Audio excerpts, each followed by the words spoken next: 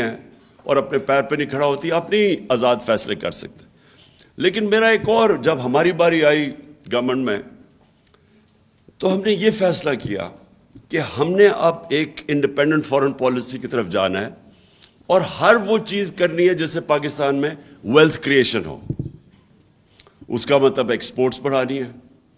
اور یہ ابھی جو شوکت علی نے بتایا کہ یہ جو وزٹ آیا ہے لنڈن سے، اس نے 5 سال کے اندر ایکسپورٹ تو بڑھی نہیں.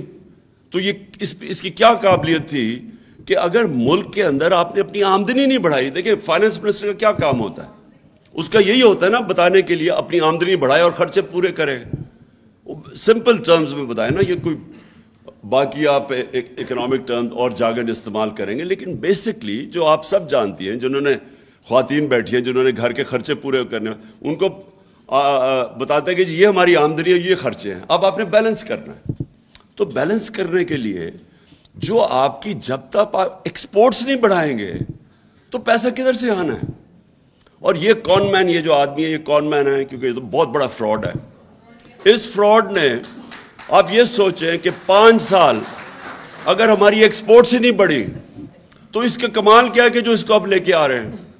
اس نے صرف یہی نہیں کیا ایکسپورٹس نہیں بڑھی، ہماری ایکسپورٹس بھی نہیں بڑھی، اور جو بونانزا آنا تھا کہ تیل کی قیمت آدھی تھی، جب ہمیں گورنمنٹ ملی ہے، ہمارا کتنا 37%، کتنا ہمارا تیل پہ جاتا ہے خرچہ؟ 37.5% جو ہمارا امپورٹ بل ہے وہ تیل سے ہے. تو جب تیل آدھی قیمت پہ تھا تو ہونا تو چاہیے تھا کہ ہمیں اپنے ریزروز بلڈ کرنے چاہیے تھے، ہمیں اپنی ایکسپورٹ بڑھانی چاہیے تھی. اس نے کیا کیا؟ اس نے روپے کو اوور ویلیو کیا. اور میری تھیری ہے اس کے اوپر، اوور ویلیو اس لیے کیا کیونکہ یہاں سے یہ روپیوں کو ڈالر پہ چینج کر کے باہر بھیج رہے تھے، تو زیادہ ڈالر آتے تھے. کیونکہ اس کی کوئی اکنامک سینس تو نہیں ہے. آپ کی انڈسٹری بند ہو رہی ہے. ٹیکسٹائل فیصل آباد میں جاؤ تو وہاں وہ ریل اسٹیٹ میں چلے گئے انڈسٹری بند کر کے. تو انڈسٹری کے ایکسپینس پہ، ایکسپورٹس کے ایکسپینس کے اوپر آپ نے روپیہ کے نیچے رکھا ہوا ہے. ایکسپورٹس اسے رک گئی. انڈسٹری آپ کی جو ویلتھ کریٹ کرتی ہے وہ رک گئی، بلکہ بند ہونی شروع ہو گئی.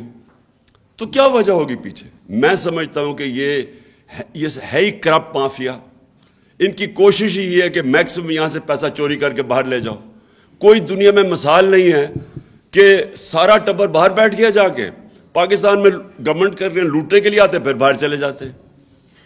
اس کی کوئی مثال نہیں ہے. مجھے کوئی بنانا ریپبلک بھی بنائے جدھر اس طرح کا مذاق ہو رہا ہے، اور وہ جیسی ان کی پتہ چلے چوری پکڑنی ہے باہر بھاگ جاتے ہیں. مشرف کے دور میں بھی وہاں باہر بھاگ گیا، NRO لے کے واپس آ گیا. 10 سال چوری کی، پیسہ باہر لیا، جب پکڑنے جانے لگا پھر باہر بھاگ گیا، اور اب NRO لے کے پھر پاکستان آ گیا. مجھے تو حیرت ہوتی ہے کہ ہمارے یہ جو لوگ ملک کے محافظ ہیں، کیا ان کو نہیں نظر آ رہا کہ ملک کے ساتھ کیا ہو رہا ہے؟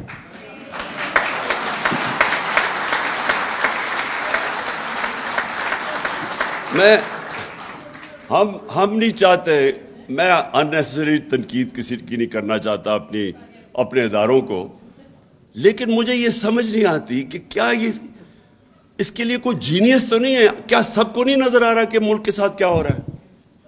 کیا نظر نہیں آ رہا کہ یہ ملک کے ساتھ آپ ان لوگوں کو، جن لوگوں نے اس ملک، ان کے دور، ان دونوں خاندانوں کے دور میں بنگلہ دیش بھی آگے نکل گیا، ہندوستان آگے نکل گیا ہمارے سے. 80 کی دہائی میں جب کرکٹ کھیل کے ہندوستان سے آتا تھا پاکستان، تو لگتا تھا غریب ملک سے امیر ملک میں آ گیا ہوں. ہم ہمیشہ، ڈاکٹر عشرت حسین اپنی کتاب میں لکھتے ہیں کہ 90s تک پاکستان زیادہ تر اکنامک انڈیکیٹر سے ہندوستان سے آگے تھا، اور بنگلہ دیش کی تو کوئی بات ہی نہیں کرتا تھا. بنگلہ دیش بھی آگے نکل گیا جب سے یہ دو آئے ہیں. یہ اربوں پتی بن گئے، ملک کو مقروض کر گئے. اور کون سی مائنڈ ہے جو ان لوگوں کو واپس مسلط کر رہا ہے ہمارے پہ؟ یہ پاکستان کے خیر خواہ نہیں ہے جو بھی